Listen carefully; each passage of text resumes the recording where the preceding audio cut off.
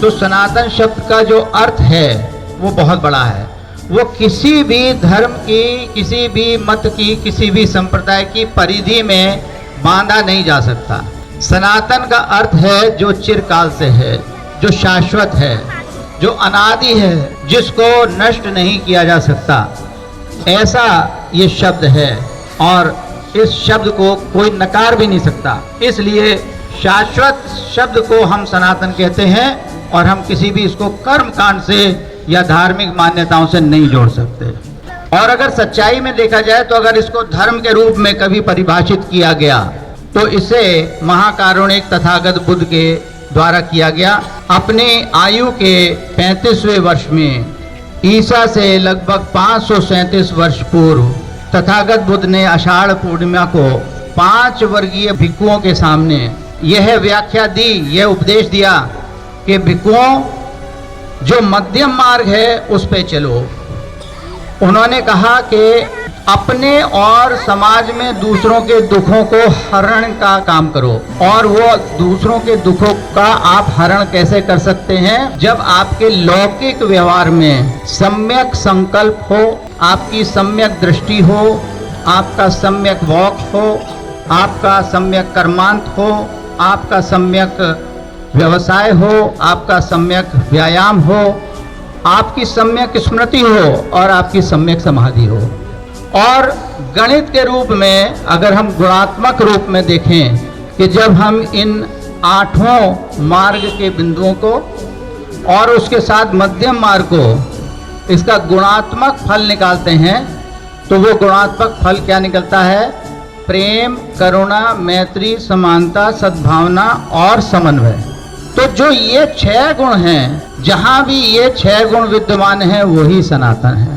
तो इस दृष्टिकोण से अगर हम देखते हैं तो हमारी भारतीय संस्कृति में जो विभिन्न मत और संप्रदाय हैं उसमें 4 मत हमारे और 4 पंथ हमारे ऐसे हैं जिनको हम हिंदू, जैन, सिख और बौद्ध कहते हैं, जिनमें किसी न किसी रूप में प्रमुखता के साथ ये 6 गुण विद्यमान हैं।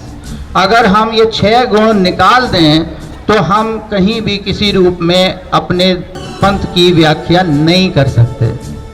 और ये बात बिल्कुल सही है कि हमारे बीच में तो बहुत सारे हमारे मुस्लिम दोस्त हैं और हमारे ईसाई दोस्त भी हैं।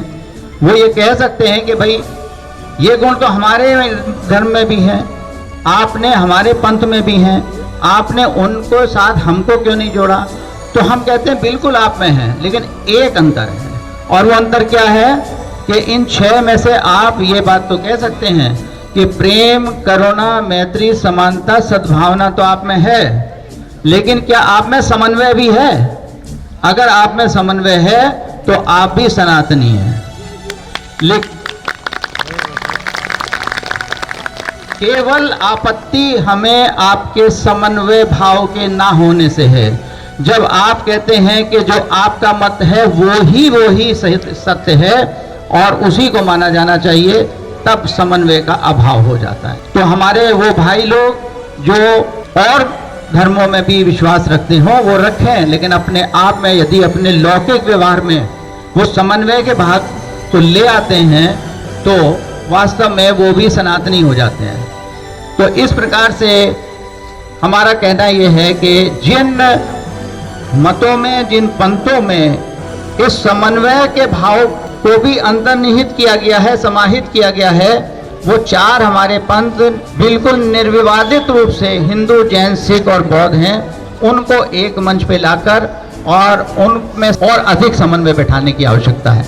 आप कहेंगे तो जब समन्वय तो इनमें है ही, तो आप ऐसा प्रयास कर ही क्यों रहे हैं? लेकिन मैं इसके विस्तार में नहीं जाना चाहता, पर ये मैं भी जानता हूँ, ये आप भी जानते हैं कि जब अंधकार होता है तो तभी प्रकाश की आवश्यकता होती है। तो कहीं ना कहीं कुछ समन्वय की कमी तो है ही, और उस समन्वय की कमी को हम अपने हृदय में समझें कि समन्वय की कमी कहाँ है और उसको हम दूर करें, ये हमारा विचार है। और इस बात को लेते हुए हम 4 पंथों के लोगों ने, बौद्ध धर्म की तरफ से मैं स्वयं अतुल कृष्ण, हिंदू धर्म की तरफ से हमारे श्री विवेक कुमार, सिख धर्म की तरफ से सरदार जसविंदर सिंह और जैन धर्म की तरफ से श्री अमित जैन, हम चारों ने मिलकर सनातन संगम की स्थापना की है। The greatest wealth of our country is spirituality, Sanskriti, Ahimsa, Karuna, Maitri, yoga, meditation, and Vasudhaiva Kutumbaka. Now the whole world is looking at India to lead the world with our ancient wisdom, Ahimsa, Karuna, Maitri, Vasudhaiva Kutumbaka.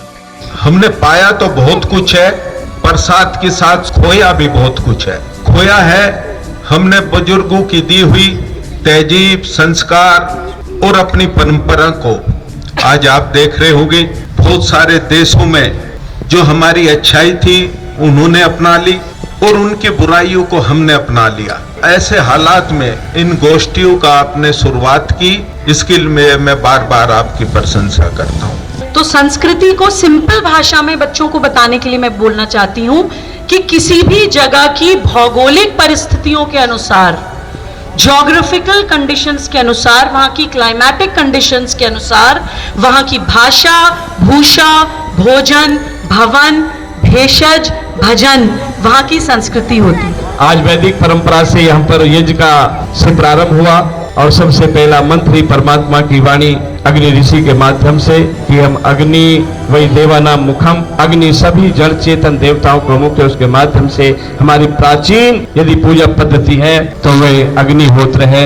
चाहे शिव जी महाराज हो, चाहे हमारे राम हो, चाहे कृष्ण हो, सभी समय समय पर यज्ञ का आयोजन करते हैं। राजनीतिक धर्म ये होता है कि समाज के अंदर ही कांटे पड़े हैं, अगर मैं यहाँ से चल के आऊं तो कांटे पड़े हैं।